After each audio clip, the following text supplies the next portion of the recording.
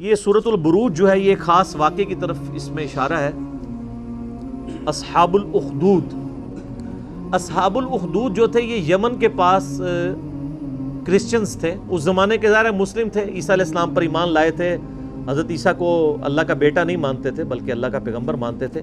نبی علیہ السلام کی پیدائش سے تقریباً 40 سال پہلے کا یہ واقعہ ہے. لیکن اہل عرب اس واقعے سے واقف تھے کہ ایسا واقعہ ہوا تھا کہ یمن میں ایک بادشاہ نے توحید کی دعوت قبول کرنے کی پاداش میں اہل ایمان کو بہت بڑے بڑے گڑھے کھود کر ان میں آگ جلا کے زندہ جلایا تھا.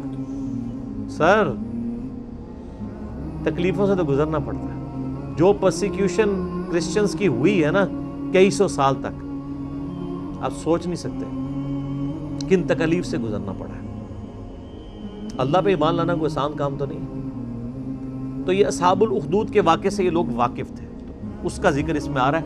اس کی ڈیٹیلز آپ کو صحیح مسلم میں بالکل اینڈ پہ جا کے ملے گی. اصحاب اخدود کا پورا ایک واقعہ ہے کہ یہ بادشاہ کون تھا. صحیح مسلم شریف میں ایک بڑی ڈیٹیلڈ حدیث ہے. میں نے 4 لیکچرز دیے تھے معجزات، کرامات، استدراج کے اوپر، مسئلہ number 131 A B C D. اس میں جو ڈی پورشن تھا اس میں نے اولیاء اللہ کی 10 کرامات جو صحیح سند سے احادیث کی کتابوں میں آئی ہیں نا وہ میں نے کور کی تھی. ان میں سے ایک کرامت اصحاب اخدود والی بھی تھی جو میں نے اس میں کور کی تھی صحیح مسلم کے ریفرنس سے.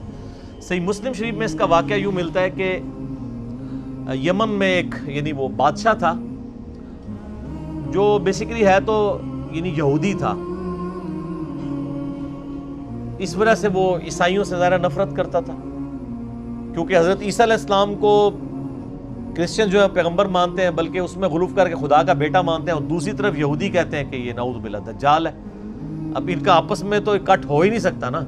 ایک شخصیت جو ایک طبقے کے لیے خدا کے درجے پہ فائز ہو اور دوسرا اسے جو ہے نعوذ باللہ دجال اور پتہ نہیں کیا کیا الفاظ استعمال کرتے ہوں، تو ان کا آپس میں اکٹھ تو ہو نہیں سکتا. یہ تو یہودیوں نے سازش کر کے کس طرح عیسائیوں کو دبوچا ہے کہ 8 یہودی اور عیسائی ایک پیج کے اوپر ہیں، ورنہ 20ویں صدی کے آغاز سے پہلے تک تو یہ قتل و غارت کا بازار گرم تھا ان کا آپس میں. یہ تو اسرائیل جب بنا ہے اور دنیا کی اکانومی ان کے قبضے میں آئی ہے تو آج جو ہے وہ ایون یہودی مٹھی بھر ہونے کے باوجود عیسائیوں کی باغ دوڑ بھی ان کے ہاتھ میں اکانومی کی وجہ سے. تو ہم نے جس ایرا میں جس وقت میں آنکھ کھولی ہے، یہ جو زمین کی جو حقائق ہیں وہ زمینی حقائق بدل چکے ہیں، اور اس کو بدلے ہوئے 100 سال سے زیادہ نہیں ہوا. 100 سال اگر آپ پہلے چلے جائیں تو یہ جس طرح سنی شیعہ اختلاف مسلمانوں کے اندر ہے نا، اس سے بھی بڑھ کے عیسائیوں اور یہودیوں کا اختلاف تھا، جنگیں ہوتی تھیں آپس میں. بہرحال وہ یہودی بادشاہ تھا، اس نے عیسائیوں پہ ظلم کرنا شروع کیا. تو اس بادشاہ کے بارے میں آتا ہے کہ اس نے ایک جادوگر رکھا ہوا تھا،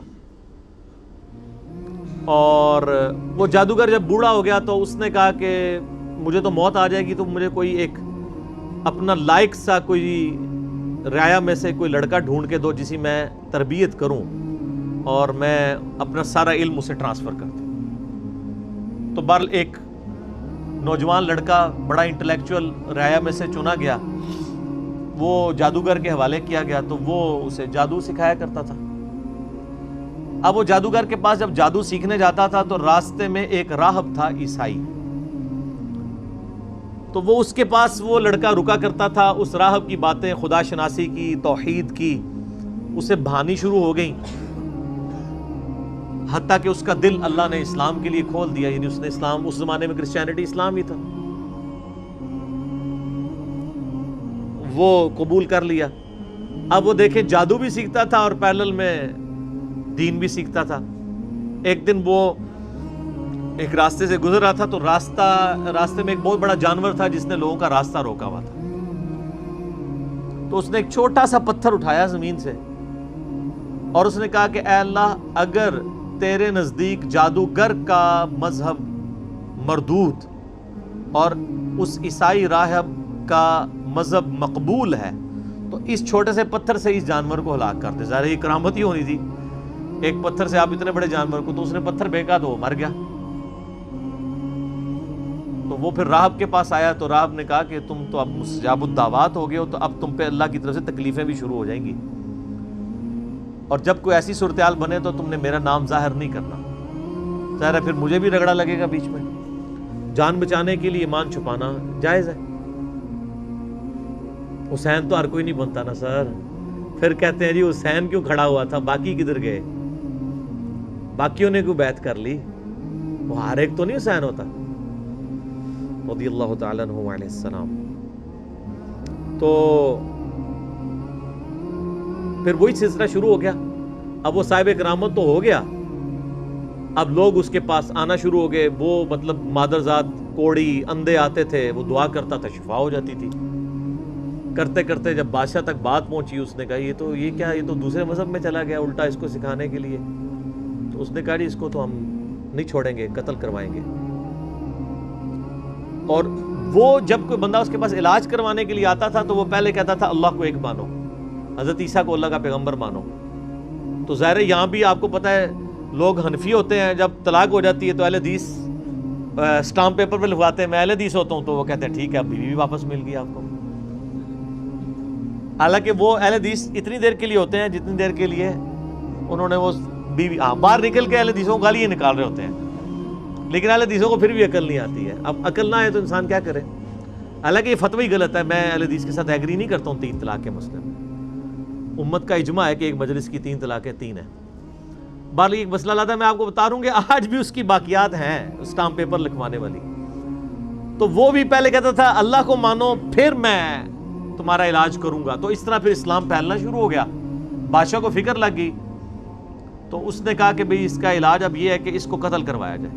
تو اس نے فوجی بھیجے گرفتار کر کے کہ اس کو پہاڑ سے نیچے پھینکا جائے. پہاڑ کی چوٹی پہ لے گئے, اس نے وہاں پہ دعا کی, وہ سارے فوجی نیچے گر پڑے, وہ بچ گئے. پھر اسے کشتی میں سوار کر کے سمندر کے اندر لے گئے, اس نے دعا کی, کشتی الٹ گئی, وہ بچ گیا, باقی سارے الٹ گئے. بادشاہ سر پکڑ کے بیٹھ گیا کہ اس کو اب کیسے قتل کیا جائے, کیونکہ مستجاب الدعوات تھا. تو اس نے بادشاہ کو خود مشورہ دیا کہ ایک طریقے سے تم مجھے قتل کر سکتے ہو, تم پڑھو بسم اللہ رب الغلام کہہ کے مجھ پہ تیر چلاؤ تو میں مارا جاؤں گا. اور یہ اس نے بہت زبردست چال چلی, اور اس نے کہا اس کے لیے تمہیں پبلک اکٹھی کرنی پڑے گی, اپنی ساری رعایا کو جمع کرو اور بسم اللہ رب الغلام پڑھ کے چلاؤ. تو اس کا مطلب کیا تھا کہ اللہ کو ماننا پڑے گا. تو یہ ایک ساری رعایا تک تبلیغ ہو جاتی کہ ہاں اللہ کے نام پہ اسے مارا گیا ہے, تو یعنی اس کا مذہب درست ہے. تو اس نے کہا میں نے جان تو جانی جانی ہے تو اللہ کے لیے جائے نا, اور میں مر جاؤں اور ایسا اختلافی نوٹ لکھوں کہ تبلیغ بھی ہو جائے. حضرت حسین ابن علی بھی نے یہی کیا نا, 72 بندوں کے ساتھ وہ 3 براعظموں میں پھیلی ہوئی بنو امیہ کی بدماش حکومت کا سامنا تو نہیں کر سکتے تھے, لیکن انہوں نے اپنے خون سے اختلافی نوٹ لکھ دیا کہ میں مر جاؤں تو آنے والی نسلیں یہ یاد رکھیں کہ سچائی کے لیے کھڑا ہونا چاہے آپ تھوڑے سے بھی ہوں, اس کی پرواہ نہیں کرنی. تو آج تک دیکھ لیں دنیا میں جہاں بھی سچائی کے لیے تھوڑے لوگ کھڑے ہوتے ہیں تو مثال حسین ابن علی کے لیے کی دیتے ہیں. مخالفین کو جو یاد رکھا گیا وہ بھی حسین کی وجہ سے یاد رکھا گیا, ورنہ ان کی کیا اوقات تھی. تو اس نے بھی یہی کہا کہ رائے اکٹھی کرو پبلکلی, بسم اللہ رب الغلام پڑھ کے چلاؤ تیر تو مارا جاؤں گا. بادشاہ نے یہی کیا. تو جب وہ بسم اللہ رب الغلام پڑھ کے وہ چلائی گئی اللہ کے نام سے شروع, اور جو اس غلام کا رب ہے یعنی وہ سب اللہ کے ہی بندے ہیں, غلام ہیں, تو وہ تو مارا گیا, لیکن ساری رعایا نے کلمہ پڑھ لیا, ان کا اس کا مذہب حق ہے. وہ سارے مسلمان ہو گئے. وہ ایک کو کیا مارنا تھا, ساری رعایا ہاتھ سے چلی گئی. پھر اس نے بڑے بڑے گڑھے کھدوائے, اس میں آگ جلوائی اور اہل ایمان کو آفر رکھی کہ یا تو ایمان چھوڑے یا آگ میں جلائے جاؤ. ہائے ہائے ہائے. بخاری مسلم کی حدیث ہے, اس شخص نے ایمان کی حلاوت چکھ لی جس میں 3 نشانیاں ہوں. نمبر 1 اللہ اور اس کا رسول عز و جل و صلی اللہ علیہ وآلہ وسلم اسے پوری دنیا میں سب سے بڑھ کر محبوب ہوں. نمبر 2 اس کی دوستی اور دشمنی کا معیار اللہ کی ذات ہو.